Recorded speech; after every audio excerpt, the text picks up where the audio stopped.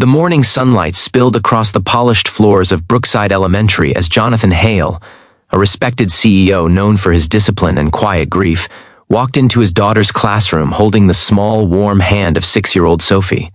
He wasn't expecting anything unusual, just another routine parent visit. But life often hides its sharpest turns in the most ordinary corners. As he stepped through the doorway, his heart jolted violently in his chest, because there, sitting at a student desk as if she belonged to this part of his life, was a woman who looked exactly like his late wife. Same golden hair cascading down her shoulders, same delicate posture, same gentle, thoughtful eyes he hadn't seen in 3 long, aching years. And before Jonathan could even make sense of the impossible sight in front of him, little Sophie tugged his hand and pointed straight at the woman, whispering with trembling confusion, "Daddy, that looks like Mommy. If you believe in kindness, miracles, and second chances, please like, comment, share, and subscribe. Your support helps us bring more emotional stories your way." Jonathan felt the room tilt slightly as he tried to steady his breathing. The woman looked up, startled, as though she too felt something she couldn't explain. Her name, he would soon learn, was Hannah Brooks, a substitute assistant helping with reading sessions for the day. What she didn't know, what neither of them knew until this moment, was that she was the identical twin sister of Jonathan's late wife, Rachel, a twin Jonathan never knew existed. Hannah's expression shifted from confusion to quiet shock as she stood slowly, sensing the intensity of Sophie's stare and Jonathan's raw silence. But it wasn't just the resemblance that struck him. It was the way she held herself, the subtle warmth about her, something painfully familiar yet entirely unknown. Jonathan felt the old grief rise inside him like a tide, the kind that stole his breath no matter how much. Time had passed. The teacher approached softly, noticing the emotional tension, and explained that Hannah was new in town, recently moved from Oregon to reconnect with family roots she never really understood. Jonathan could barely hear the words. All he could see was the uncanny mirror of the woman he had loved and lost. He forced himself to speak, to remain composed for Sophie's sake, but every movement Hannah made sent shards of memory piercing through him. Rachel laughing in their kitchen, Rachel brushing Sophie's hair, Rachel holding Jonathan's hand under the stars. He had spent years learning how to breathe again without her, how to live with the silent spaces she left behind. Seeing Hannah brought all of it crashing back, but it also awakened something else, an ache he'd buried so deeply he thought it had died. Hannah noticed his trembling hands, and with gentle professionalism, she introduced herself to Sophie first, kneeling to her height.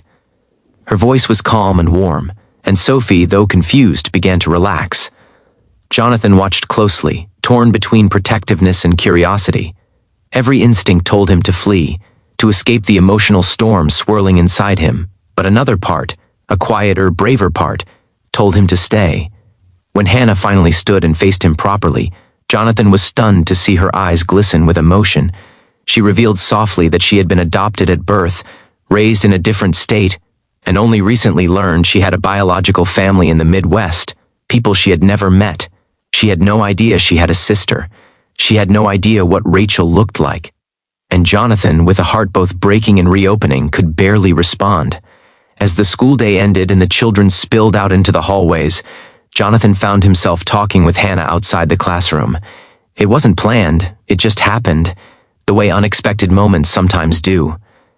He told her about Rachel, about the bright and beautiful woman he had married, about the illness that had taken her too soon, and about the daughter she never got to watch grow up.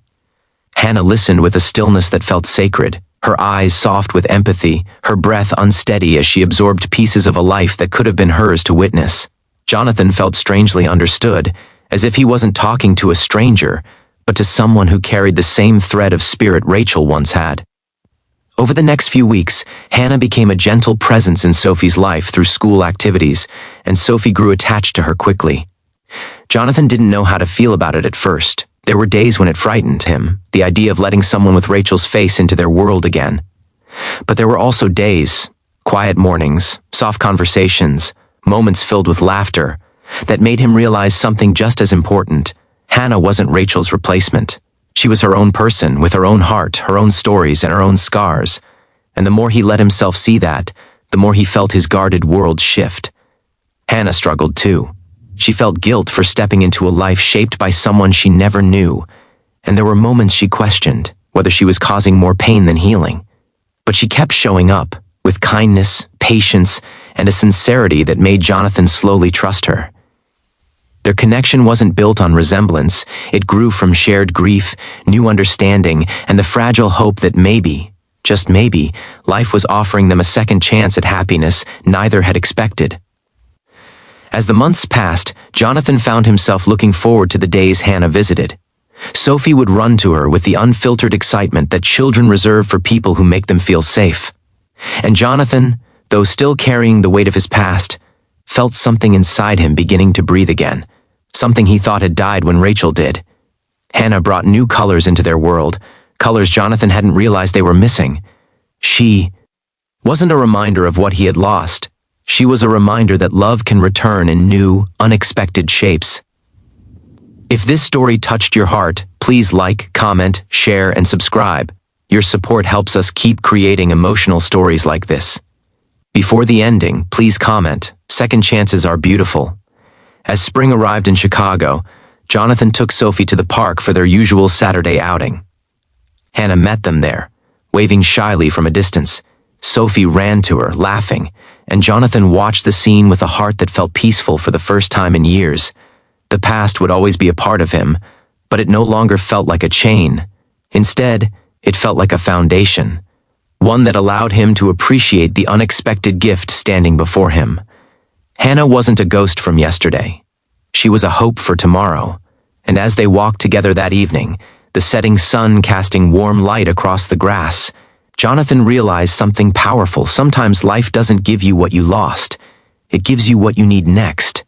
And that, he knew, was its own kind of miracle.